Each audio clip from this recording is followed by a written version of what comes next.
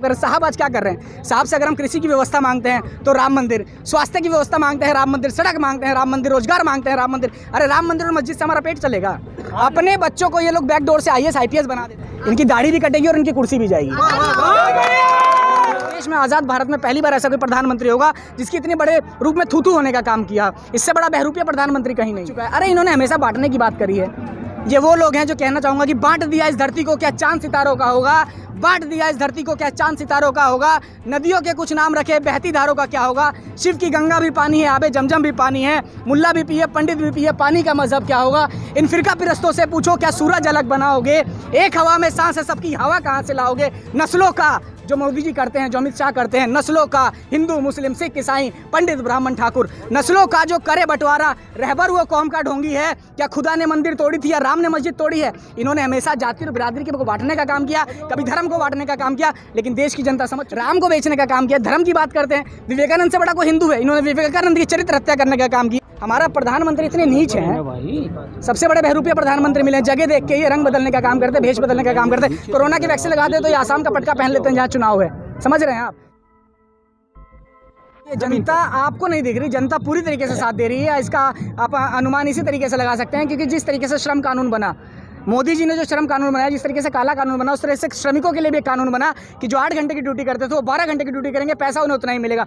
उस कानून के चलते भी बैठकें हो रही हैं सरकार में, वो लागू नहीं हुआ। अब देखिए बैंक वाले भी सड़क पे आ गए। इससे पहले कभी आपने देखा था कि बैंक वाले कभी सड़क पे आके आंदोलन करेंगे? वो किसानों की वजह से ही देश की जनता में हिम्मत आई है, जो अपने हक और हकूक़ के लिए आज देश का हर वर्ग, हर मतलब जनता, हर किसी भी जाति चाहे बिरादरी का हो, वो सड़क पे आके इस सरकार से आंख में आंख मिला के अपने हक और आवाज़ की मांग कर रहा है। बैंक, आपने बैंक की बात जी, बैंक आंदोलन 2 दिन गए जंतर मंतर पर, फिर अपने काम पे लौट गए। तो इस आंदोलन से सरकार जागी? 4 महीने से तो आपको जगा नहीं पा रहे, वो कैसे जगा? देखिए हमारा काम है जगाना, जनता पूरी तरीके से समझ चुकी है। मैं एक बात रखना चाहूँगा, आज जो देश में आज हमारे जो आप कह रहे हैं शहरों की बात कह रहा है, जो घर में बैठा वो समझ चुका है, और नहीं समझा तो मैं उनके लिए बात कहना चाहूँगा कि जलती आग को देखने वाले फूस का छप्पर आपका है, आग के पीछे तेज हवा है, अगला मुकद्दर आपका है। उसके कत्ल पे मैं भी चुप था, मेरा नंबर अब आया, मेरे कत्ल पे तुम भी चुप हो, अगला नंबर आपका है। तो पहले कभी इसी सरकार में पिछले साल मुसलमान सड़कों पर था, लॉकडाउन में कोरोना में युवा सड़कों पर रहा जिस पर लाठियाँ बरसाने का काम किया, कभी महिलाएं सड़क पर रहीं, आज देश का किसान सड़कों पर है। इसके साथ साथ आपने देखा कि बैंक कर्मी भी सड़क पर हैं। तो चाहे किसी ने 2 दिन के लिए किया या 2 महीने के लिए किया तो सही, सरकार से सवाल पूछने की हिमाकत तो हुई किसी में, तो वो किसान आंदोलन की वजह से हुआ, जो जनता के अंदर जनचेतना इतने बड़े रूप से जगी है कि हर आदमी अपने हक और हकूक़ की आवाज़ करने के लिए नरेंद्र मोदी से मांग कर रहा है। पूरे देश में आज़ाद भारत में पहली बार ऐसा कोई प्रधानमंत्री होगा जिसकी इतने बड़े रूप में थूथू होने का काम किया। इससे बड़ा बहरूपिया प्रधानमंत्री कहीं नहीं है। आप कह रहे हैं थूथू हुई की तो बात सुनी ही नहीं किसानों ने। अब एक बीमारी जिसको मैं कोरोना वायरस कहूँ, उसको भी हल्के में ले रहे हैं किसान। देखिए 4 महीने से किसान यहाँ बैठा है, आप लगातार इसको कवरिंग करने का काम करें हमारे आंदोलन को। एक भी किसान आपको ऐसा नहीं मिला होगा जिससे कोरोना हो गया हो। समझ रहे हैं? ये कोरोना इसलिए है ताकि देखिए जब कोरोना था, इसी सड़क पे मैंने गाजीपुर वाले सड़क पे मैंने लोगों को रोटी खिलाने का काम किया। सरकार का कोई नुमाइंदा आके किसी भी मतलब प्रवासी मजदूर को एक रोटी देने का काम नहीं किया। और देश में जितने भी वर्ग हैं, हर व्यक्ति के घर का जो जमा पूंजी है वो खत्म होने का काम हुआ। किसी का काम बंद हो गया तो कोई बेरोजगार हो गया, लेकिन सिर्फ अंबानी अडानी जो प्रधानमंत्री जी के पूंजीपति दोस्त हैं, सिर्फ उनका 33% कमाई बढ़ी है। तो ये कोरोना है, कोरोना कुछ नहीं है। कोरोना एक तो किसान आंदोलन को खत्म करने की है, लेकिन किसान आंदोलन खत्म नहीं होगा। कोरोना क्या, कोरोना का बाप आ जाए, किसान अपना इसी तरीके से अपने लॉकडाउन का पालन करेंगे, हम अपनी झोपड़ी थोड़ी थोड़ी दूर पे बना लेंगे, हम मास्क लगाएंगे, लेकिन हमारा किसान आंदोलन चलता रहेगा। शाहीन बाग जैसा आंदोलन खत्म करवा सकते हैं तो किसान आंदोलन क्यों नहीं? देखिए शाहीन बाग जो आंदोलन था, इन्होंने एक धर्म से जोड़ रखा था, लेकिन किसान आंदोलन जो है 36 बिरादरी, इसमें चाहे हिंदू हो, मुस्लिम हो, सिख हो, ईसाई हो। पहले इन्होंने देश में अभी तक हिंदू मुस्लिम करते आए थे। इस आंदोलन के तहत इन्होंने हिंदू और सिख करने की भी कोशिश करी 28 तारीख को, 28 जनवरी को जो आपने देखा, लेकिन इनका जादू नहीं चला। तो देश का किसान समझ चुका है। अरे इन्होंने हमेशा बांटने की बात करी है। ये वो लोग हैं जो कहना चाहूँगा कि बांट दिया इस धरती को, क्या चांद सितारों का होगा? बांट दिया इस धरती को, क्या चांद सितारों का होगा? नदियों के कुछ नाम रखे, बहती धारों का क्या होगा? शिव की गंगा भी पानी है, आबे जमजम भी पानी है, मुल्ला भी पिए, पंडित भी पिए, पानी का मजहब क्या होगा? इन फिरका पिरस्तों से पूछो क्या सूरज अलग बनाओगे? एक हवा में सांस है सबकी, हवा कहाँ से लाओगे? नस्लों का जो मोदी जी करते हैं, जो अमित शाह करते हैं, नस्लों का हिंदू मुस्लिम सिख ईसाई पंडित ब्राह्मण ठाकुर, नस्लों का जो करे बंटवारा, रहबर वो कौम का ढोंगी है। क्या खुदा ने मंदिर तोड़ी थी या राम ने मस्जिद तोड़ी है। इन्होंने हमेशा जाति और बिरादरी को बांटने का काम किया, कभी धर्म को बांटने का काम किया, लेकिन देश की जनता समझ चुकी है ये आंदोलन इसलिए खत्म नहीं होगा, इसलिए चलता रहेगा क्योंकि ना ये किसी एक जाति का आंदोलन है, ना किसी एक धर्म का आंदोलन है। रोटी सब खाते हैं और हर व्यक्ति चाहे आज वो कितना भी बड़ा पूंजीपति बन गया हो, लेकिन जो उसकी शुरुआत है वो जमीन से हुई है। इसलिए जो आंदोलन है ये बिल्कुल खत्म नहीं होगा जब तक बिल वापसी नहीं होगी, आंदोलन वापसी नहीं होगा। आंदोलन को 4 महीने पूरे हो चुके हैं। दूसरी तरफ उत्तर प्रदेश की योगी सरकार को 4 साल पूरे हो चुके हैं। वो 4 साल पर जश्न मना रहे हैं, कह रहे हैं 4 साल बेमिसाल, 4 साल बंटाधार, समझ रहे हैं, 4 साल बंटाधार, सबसे ज्यादा बलात्कार हो रहे हैं इस सरकार में।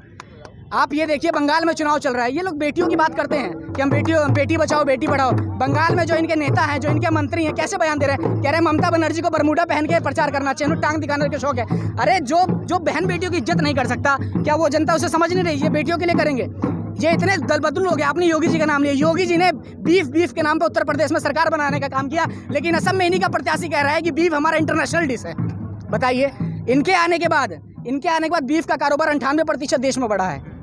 ये देश को मूर्ख बनाने का काम कर रहे हैं, लेकिन देश की जनता पढ़ चुकी है। सरकार करी, हमने 4 सालों में यूनिवर्सिटीज दी, कॉलेज बनाए, स्कूल्स बनाए, लोगों को रोजगार दिए। साहब रोजगार तो पता नहीं कितने दिए, 14 करोड़ लोग पूरे देश में बेरोजगार हो गए नरेंद्र मोदी जी के 7 साल में। और योगी जी ने तो प्रदेश का बंटाधार किया। इन्होंने सिर्फ वही करने का काम किया जो पिछली सरकार वालों ने जो शिलान्यास किया था, जिसका काम किया था, इन्होंने सिर्फ फीता काटने का काम किया है।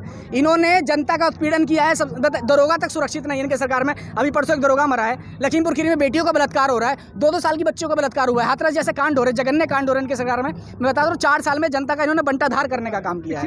पिछली सरकारों में भी ये सब घटनाएं हुई। आपने दरोगा की बात की, पिछली साल में डीएसपी मारा गया, मुजफ्फरनगर जैसे दंगे हुए, तो ये तो किसी भी सरकारों में तो देखिए साहब, सरकार किस लिए बनाई जाती है? जो जनता ने पिछली सरकार में जो कर्म कांड हुए, जनता ने वही बदलने के लिए तो बाबा को कुर्सी दी। लेकिन आप में जब बदलाव नहीं आएगा तो जनता के लिए तो वही ठीक थे। अरे रोटी तो मिल रही थी, उसमें जात पात के नाम पे मारा तो नहीं जाता। दंगे करवाने वाले लोग वही लोग थे जो आज दंगे में बैठे हैं। ये वो लोग हैं जो जुबान पे गंगा और दिल में दंगा रखते हैं, जो मुंह में राम और दिल में नाथुराम रखने वाले लोग हैं। ये सत्ता में आके के किसानों को हित की बात करेंगे। ये बंगाल के उन्होंने कहा जो पॉलिसी हमने उत्तर प्रदेश में 4 साल उत्तर प्रदेश बेमिसाल बनाया, वैसे ही बंगाल में। साहब इन्होंने बिहार में कहा था कि हर साल 19 लाख रोजगार देने का काम करेंगे, अब बंगाल में 75 लाख देने का काम कर रहे हैं। अब बंगाल में 70 लाख रोजगार देने की बात कर रहे हैं। देश का युवा समझ चुका है। मैं बता तो रहा हूँ, इस ग्राउंड में अब भारत के किसी भी ग्राउंड में आके अगर आप हाथ उठवा के नरेंद्र मोदी, योगी आदित्यनाथ या बंगाल में अगर वोट मांगे तो भाजपा पूरी तरीके से हार चुकी है। सिर्फ ईवीएम एवरी वोट मोदी करके ही अपनी सरकार बना रहे हैं या विधायकों के साथ अपनी सरकार बना रहे हैं। अरे शहीदी दिवस के दिन, जिस दिन भगत सिंह, राजगुरु, सुखदेव ने फांसी खा ली थी, जो समाजवादी का जो धारा है भारत में, लोहिया जी की जयंती थी उस दिन उन्होंने विधानसभा बिहार में देखिए किस तरह झंडे लाठी डंडे चलवाने का काम किया। जनता सड़क पे जनता की पिटाई हुई और सदन में विधायकों की पिटाई हुई। एसएसपी डीएम वगैरह जनता को मार है। लोकतंत्र कहाँ बचा? अरे आप रिपोर्ट नहीं देखते, मीडिया सत्ता के जो दलाल मीडिया उनकी तरफ बात मत करिए। स्वीडन से रिपोर्ट आई है जो हम 27वें नंबर पे लोकतंत्र में था, आज हमारा आंकड़ा गिरता जा रहा है, हम 54वें नंबर पे आ गया। भारत का लोकतंत्र खतरे में आ गया है, हमारा अधिकार खतरे में आ गया है। जो अपने हक और अधिकार की बात करता है उसकी जुबान पे लाठी चलाने का काम कर रहे हैं ये लोग। 54वें नंबर पे हमारा लोकतंत्र आ गया है। जो काम किए हैं उसके सब प्रचार दिल्ली में करते हैं साहब। प्रचार मंत्री हैं ये लोग, वहाँ पे किया जाता है, बताया तो जाता है। बताओ, प्रचार मंत्री हैं लोग। अरे फोटोजीवी लोग हैं। प्रधानमंत्री जी ने जिस तरीके से आंदोलन जीवी कहा था, अरे आंदोलन जीवी करके तो तुम प्रधानमंत्री बन गए। राम को बेचने का काम किया, धर्म की बात करते हैं। विवेकानंद से बड़ा कोई हिंदू है? इन्होंने विवेकानंद की चरित्र हत्या करने का काम किया। विवेकानंद ने कहा था 1893 में जब शिकागो में धर्म संसद हुआ था कि पूरब के लोगों को धर्म की जरूरत नहीं है, पूरब के लोगों को रोटी की जरूरत है। लाखों लोग जब अपनी सूखी हुई गला से जब रोटी की मांग करते हैं और रोटी के नाम पे पत्थर और मंदिर देने वाले लोग जनता का अपमान करने का काम कर रहे हैं। साहब आज क्या कर रहे हैं? साहब से अगर हम कृषि की व्यवस्था मांगते हैं तो राम मंदिर, स्वास्थ्य की व्यवस्था मांगते हैं राम मंदिर, सड़क मांगते हैं राम मंदिर, रोजगार मांगते हैं राम मंदिर। अरे राम मंदिर और मस्जिद से हमारा पेट चलेगा? अपने बच्चों को ये लोग बैकडोर से IAS IPS बना देते हैं। राम मंदिर मांगा तो था ना। राम मंदिर हमारा धार्मिक मामला है, वो कोर्ट में था। अपने बच्चे को ये लोग बैकडोर से IAS IPS बना देते हैं। किसी का बेटा BCCI में सेक्रेटरी बन जाता है, किसी स्वर्गीय के बेटे DCC में दिल्ली अध्यक्ष बन जाते हैं क्रिकेट बोर्ड के। हम लोगों को क्या मंदिर और मस्जिद में उलझाने के रखते हैं? कोई हिंदू का लड़का राम मंदिर चिल्लाएगा तो कोई मुसलमान का लड़का अजान अजान चिल्लाएगा। अंशु जी, बार बार ये दर्शाने की कोशिश की जा रही है कि बॉर्डर पर जो है किसान अब वापस लौट चुके हैं, किसानों की जो तादाद है वो कम होती जा रही है। कहीं ना कहीं किसान गर्मी से डर गया है। किसान कहीं नहीं डरा। आप आज की तादाद देखिए। रही बात जो आंदोलन था 4 महीने से बॉर्डर पर चल रहा था, लेकिन लेकिन ये आंदोलन पूरे देश में बहुत बड़ा रूप ले रहा है। आपको सिर्फ बॉर्डर दिख रहा है, लेकिन आपको जो किसान महापंचायत जो पूरे देश में हो रही है, और उतनी हजूम आज तक किसी राजनीतिक रैली में हजूम नहीं, चाहे किसी भी दल की हो, जितनी किसान रैली में हजूम हो रही है। गाँव में, शहरों में, घर गली में किसान आंदोलन पहुँच चुका है। और रही बात किसान खेती करने जा रहे हैं और सिर्फ 4 घंटे की पुकार, अगर हमारे किसान नेता अगर आज कहते हैं ना कि 4 घंटे में भर दो सड़क, तो यहाँ से लेकर पूरा दिल्ली तक किसान ट्रैक्टर ही ट्रैक्टर नजर आएंगे। जैसे हालात बिल्कुल रहेंगे। अरे हमें एक बार हमारा नेता कह दे तो यहाँ हजूम 4 घंटे में भीड़ हो जाएगी, आप लोग गिन नहीं पाएंगे। पार्लियामेंट में बेचेगा, क्या कोई तैयारी ऐसी हो रही है? राकेश टिकैत ने कहा किसान अपनी फसल पार्लियामेंट में जाके बेचेगा। बिल्कुल तैयारी हो रही है, बिल्कुल तैयारी हो रही है। अरे हम बता तो रहे, हम चाहें तो मोदी जी के घर में बैठ जाएं, हमें तैयारी करने की जरूरत नहीं। किसान जब जन्म होता है जब से तैयारी करता है। जब आकाश की पहली बूंद गिरती है तो छाती पे गिरती है, और जब धूप की पहली किरण निकलती है तो किसान की छाती पे निकलती है। आज जो कभी आपने सोचा था NH-24 पे किसान होली मनाने का काम करेगा? आज देखिए पूरे हमारे देश का किसान कितनी खुशी से होली मनाने का काम कर रहा है, उत्साह मना रहा है। किसान जो चाहेगा वो करेगा, और देश में वही राज करेगा जो किसानों की हक की बात करेगा। ये बताइए कि 4 महीने हो गए और बातचीत वार्ता भी अब सरकार से खत्म हो गई है। मोदी जी ने कहा था एक दूरभाष की हमारे बीच दूरी है, ना फोन उधर से रहा, ना फोन आप इधर से कर रहे हैं, तो हल कैसे निकालेंगे? देखिए, ना तो नंबर है साहब का हमारे पास, साहब का नंबर पूंजीपतियों के पास रहता है। और जो रही दूरभाष की बात, तो हम गांधीवादी लोग हैं। अरे 4 महीने तक इतना बड़ा आंदोलन आज़ादी, भारत में आज़ादी से पहले इतनी शांतिपूर्ण तरीके से कभी नहीं चला। एक आदमी के हमारे 300 लोग शहीद हो गए। हमारा प्रधानमंत्री इतने नीच हैं, सबसे बड़े बहरूपिया प्रधानमंत्री मिले, जगह देख के ये रंग बदलने का काम करते, भेष बदलने का काम करते। कोरोना की वैक्सीन लगाते तो ये आसाम का पटका पहन लेते हैं जहाँ चुनाव है। समझ रहे हैं आप? हमारे देश में जो प्रधानमंत्री हैं, पाकिस्तान दिवस होता है तो चिट्ठी लिखने का काम करते हैं, और देश की जनता को वोट लेने के नाम पे लिखाते हैं पाकिस्तान को हमने ये कर दिया, पाकिस्तान को हमने वो कर दिया। नवाज शरीफ की माँ मरती है तो चिट्ठी लिखने का काम करते हैं। हमारे 300 किसान शहादत हो गए। प्रधानमंत्री कहाँ है? या तो हमारे देश के प्रधानमंत्री नहीं है, या जो हमारे किसान है वो हमारे देश के। वहाँ से विकास की बात करने के हैं, देश में लोगों को रोजगार देंगे। साहब पहले अपने देश का तो रोजगार, 7 साल में 14 करोड़ लोग बेरोजगार हुए हैं। प्रधानमंत्री जी को तो कुर्सी छोड़ देनी चाहिए। कंपनियां बंद हो गई, ये हमारे साथ है, सुरेंद्र यादव नाम है इनका, लॉकडाउन के दौरान बेरोजगार हुए। एटलस कंपनी बंद हो गई। अब साहिबाबाद, फरीदाबाद, NCR में लगभग कई हजार कंपनियां बंद हो गई, कई लोग भूखे मर गए। आए दिन लोग आत्महत्या कर रहे हैं रोटी के लिए। प्रधानमंत्री प्रचार करने का काम कर, दाढ़ी बनाने का काम कर रहे हैं। इनकी दाढ़ी भी कटेगी और इनकी कुर्सी भी जाएगी।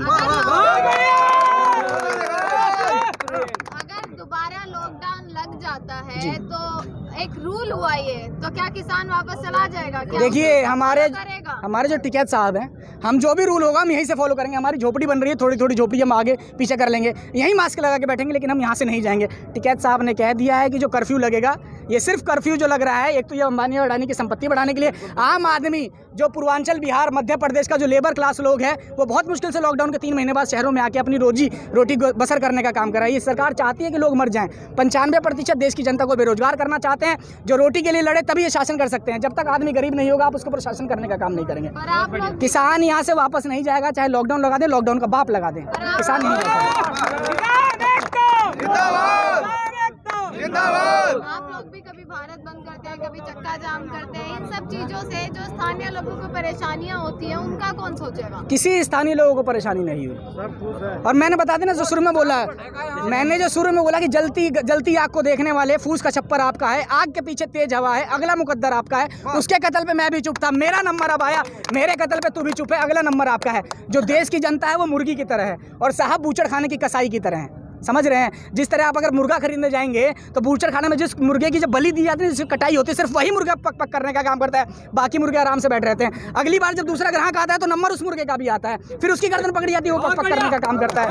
उसके बाद समझ रहे हैं? तो देश की जनता समझ चुकी है कि देश की जनता मुर्गा है और बूचड़ खाने के कसाई हैं। साहब जनता समझ चुकी है, जनता समझ चुकी है कि अगर आज वो किसानों का साथ नहीं देगी तो अगला नंबर उनका भी आएगा, उनकी भी गर्दन पकड़ी जाएगी। इसलिए चाहे बैंक कर्मी हो, क्या मुसलमान, क्या हिंदू, क्या युवा, क्या महिला, क्या किसी भी बिरादरी के लोग पूर्ण रूप से किसानों के साथ है, क्योंकि नंबर उनका भी आने वाला है। आर्थिक रूप से इन्होंने सबको दिवालिया करने का काम किया है। आपके साथ लोहिया ने यह कहा था जी कि जिंदा कौमें 5 साल सत्ता का इंतजार नहीं करती, उससे पहले उखाड़ देती जी। तो आप तो 2024 का इंतजार कर रहे हैं? बिल्कुल नहीं कर रहे। बिहार से शुरुआत हो रही है ना, 5 साल सरकार नहीं चला पाएंगे नीतीश बाबू। अरे इन्होंने लोकतंत्र की हत्या कर दी साहब, जिसको जनता ने नकार दिया। अभी हम यहाँ क्यों हैं? इन्होंने हमारे अधिकारों का अपहरण करने का काम किया, इन्होंने लोकतंत्र का अपहरण करने का काम किया। दिल्ली में देखिए, जनता ने वोट मुख्यमंत्री को दिया था ना, इन्होंने एलजी के हाथ में पावर दिया। इन्होंने मुख्यमंत्री के जब पावर का, मुख्यमंत्री के अधिकारों का जब अपहरण कर लिया तो हमारे अधिकारों का क्या होगा? जनता जाग चुकी है, जनता पूरी तरीके से लड़ी और जीतेगी। किसान बिल वापस होगा और साहब की गद्दी भी वापसी होगी। पहले क्या था? बिल वापसी, घर वापसी। अब बिल वापसी, गद्दी वापसी, तब घर वापसी।